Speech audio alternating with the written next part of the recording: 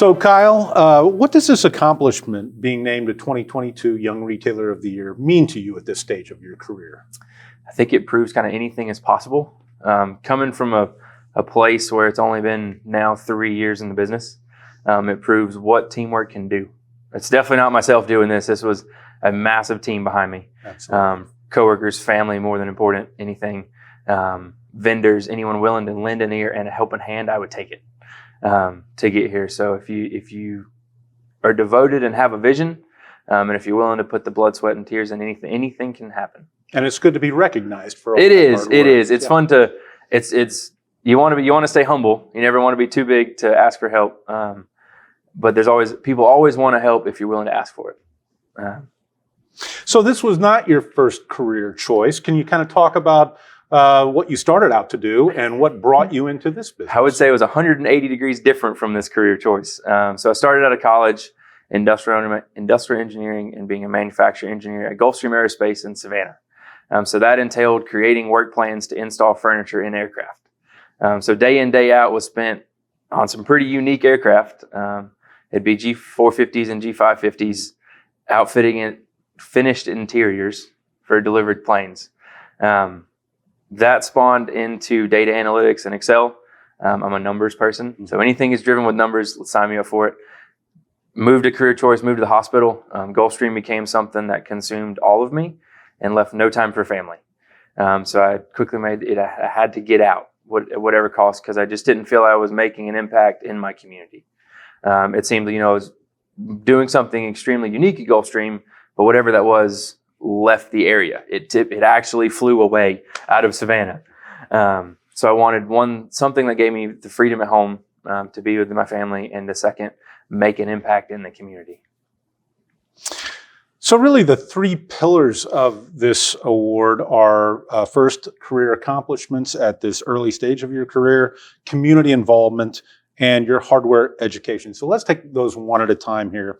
What stands out in your mind as your greatest career accomplishment so far, and who helped you accomplish it? Okay. I think the greatest accomplishment would be taking a store in this shape and turning it into a thriving staple in the community. So Maycrest has been a staple in Savannah since 1960.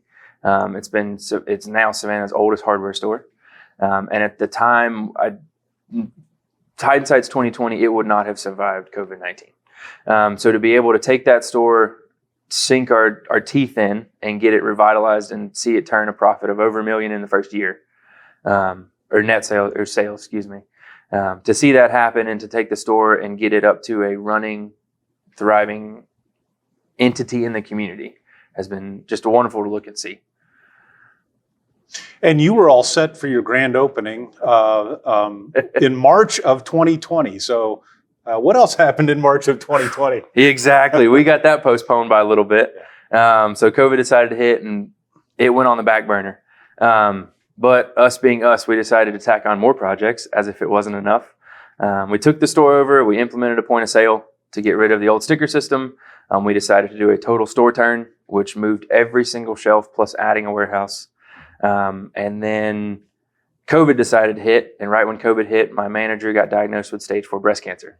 So the person that helped me the most and now had to step away from a store. So 8 months in.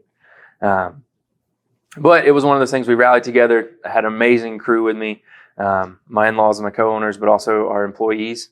Everyone knew their role. Everyone wanted to help. They all wanted to be a part. They saw we were heading in the right direction.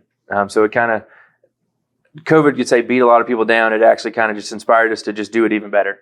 The world changed. Everyone put on masks. It started to be desocialized. Everyone trying to just distance yourselves. But the hardware store was a place where everyone could almost come back together. Not per se meeting together, but just kind of the light in the community of a place. Someone knows your name and someone's going to ask how you're doing today. In a time when that didn't become an occurrence. So obviously the store is Maycrest Hardware is a staple in the community. Can you talk a little bit about its position as the oldest hardware store in Savannah, and also how you continue to support your community? So the community has definitely been number one. I did not grow up in Savannah, so I can't call it my home. I grew up on the other side of the state in Columbus, but Savannah has accepted me with open arms in the community. It's amazing to see. The Maycrest faithful is what really got us through the store turn. We didn't close at all as we were moving stuff, so thankfully the customers were willing to jump over a tote to get what they needed, so that patience was huge. And really just to see, you'll have people come in the store and they'll see a friend they haven't seen in 20 years, and they'll just sit down and talk for 30 minutes. Kind of the coffee shop feel, I guess the old school barbershop feel as well, that you can come to at a hardware store. The community is huge because it's supported us and got us to where we are today. So we cannot forget that, and we try to give back at all possible. Our favorite thing to do is kind of Saturdays are our big day. So we usually have someone there, whether it's Girl Scouts, as of recently for Savannah Girl Scout cookies, the Boy Scouts, any group that we can just have to show our support for and help them. We're only as good as our community, and if we can better the community, we all win. So if we can do it together, it's just more fun.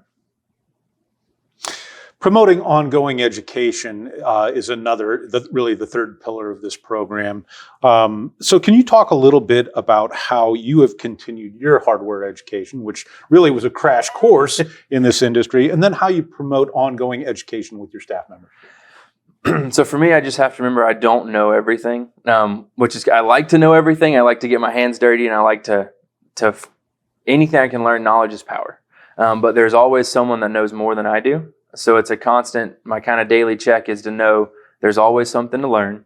And then you're never too good to teach another person. So especially when it comes to my employees, I have a lot, which we try and at times in summer get kind of some younger employees in. And it's one of those, I will give them every opportunity to learn anything they want to learn. Whether it's cutting a key, cutting thread and galvanized pipe, whatever it is if we can better them and they can move on and move up, it kind of does nothing but make me smile. A lot of times they'll come to me and with an apologetic, like they're having to leave. But I always give them a giant smile and say, I'm just glad you're going to do what you want to do. Hardware store may not be for everybody, but it's always a great jumping point to something else.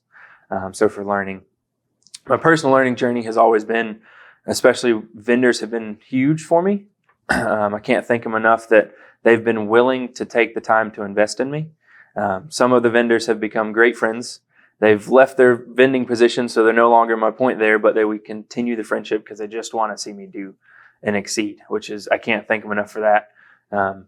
That they're selfless enough to teach and continue that knowledge on to pass it to someone else. How valuable or invaluable was your experience from Mercer University? You studied industrial engineering and business management, and you've also become Lean Six Sigma certified. Can you talk about how that applies to running a hardware store? It's kind of instrumental. So your typical Lean Six Sigma is you want to reduce waste. In the industrial management side, it was all about processes. So there's a way to do it faster, simpler, more efficient. And the store we took over was the total opposite of that. It was filled with waste, filled with clutter, filled with inefficiencies. So it was nothing but a giant puzzle, and intrigued my mind to the utmost to be able to dive in and say, let's do this. Let's find the most efficient way. Let's eliminate this waste. Let's get it cleaned up, and let's get it running efficiently. Now that's still a daily task, is for sure. But we got to remember, we've come a long ways. There's a long ways to go. But to sit back and enjoy each day as well. Ongoing, continuous improvement. Obviously. Very much so. So let's talk about your goals for the future, both short-term and long-term. So short-term goals, we want to hit 2 million. We've gotten to a point where we've seen our store is limited by our parking lot. We know that wholeheartedly. So it's a way, how do we increase sales by volume? So your average ticket, I guess the pandemic has kind of increased that as the cost of everything rises. But that doesn't help your bottom dollar because your cost went up. So we want to increase sales. We're looking to go business to business throughout Savannah. So how many sales we can do outside of our four walls. We've reached 1.5 last year. So we think we can hit 2 soon. So that's definitely short term. Long term, selfish goal of mine is to open a standalone outdoor power center. So right now we sell Echo products. We're certified Echo technicians, and I'm a certified 2-stroke mechanic. Just because that's my, I guess you could call it therapy. is if the day gets stressful and numbers get stressful and orders get stressful, I'll go in the repair shop and break down an engine just for this is my getaway. So it would be fun. That would be a standalone outdoor power center is kind of, I think, a long-term goal. Those are great goals. So looking back on your career so far, Kyle, what do you love the most about this business? And what advice would you give someone thinking about embarking on a career in home improvement retailing? What I love the most is you are the forefront interaction with your community. Day in and day out, you are interacting with someone that you can have a difference on. You don't know what other people are going through. You don't know, you hear that you may have a tough customer and you just got to remember they could have had a terrible morning. You don't know what they're going through, but you are right there in that position to just give them kind of a pat on the back and say, I hope you have a great day, and mean it. And then the best thing is you can help. One of our best things is, so we advertise ourselves as a service center that happens to sell things. So if we can provide a service and do something for someone, we'll take that and hopefully sell them something as well. Our best thing is extension cords. People come in with that sad look on their face holding a hedge trimmer and an extension cord, and we know exactly what happened. So we can take the cord and replace an end. If we replace an end for her, she leaves with a smile on her face, and we get to make an impact on someone's day. That is what keeps us going every day, to know that we are making the impact in someone's life. And then to give advice to someone, if I were looking back at myself when I was 18, would just say, go for it. Sometimes you get caught up in the path that you have to go you got to go to high school, you got to go to college, you got to set this path, but that path can absolutely change. Coming out of college and high school, I would not have thought I would own a hardware store ever. I thought it was going to be the industrial world, building something, doing something, and then I realized I can build something and do something and have an impact in my community. So what can your trade association, NHPA, do to help you continue your success? Continue doing what you're already doing is what my first off. The cost of doing business study was instrumental in the way we set up our business, because my father-in-law owned and ran a small propane business, but some of those skills can correlate to the hardware world, but not many. When it came to looking at square footage, what should that square footage produce in sales? We had no idea. How to make an end cap? No idea. Where to put products? No idea. So the resources available to us, especially in the cost of doing business study, were instrumental in the fact that we could turn the store around. Yeah, you're very analytical. Very, too, so very. I love all that the metrics thing. you needed. Exactly. I love it. So every year I get that, and it's a great. It was a great stepping off point, and now it's a great benchmarking point every year for us in the store. And then I would say it's a great opportunity to share not only successes but also failures. That way we can learn from that.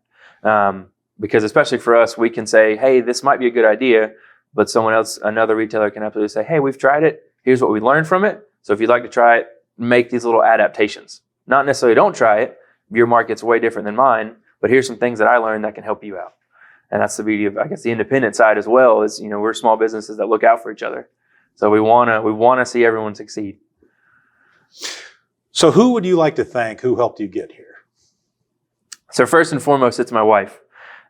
She saw me at my highest highs and my absolute lowest lows with the business. Being in the independent world and your own boss, essentially, you can't turn it off. So at 11 p.m., you're thinking of something. And jumping into the world very fresh, she helped me learn that turn it off at times. It's okay. When you open tomorrow, it will still be there and it won't close overnight. So she, first and foremost, next to my in-laws, my co-owners in the store, they give me the guidance and the patience and a huge just knowledge base to help the store succeed. And then want to thank Do It Best, our co-op that stepped in.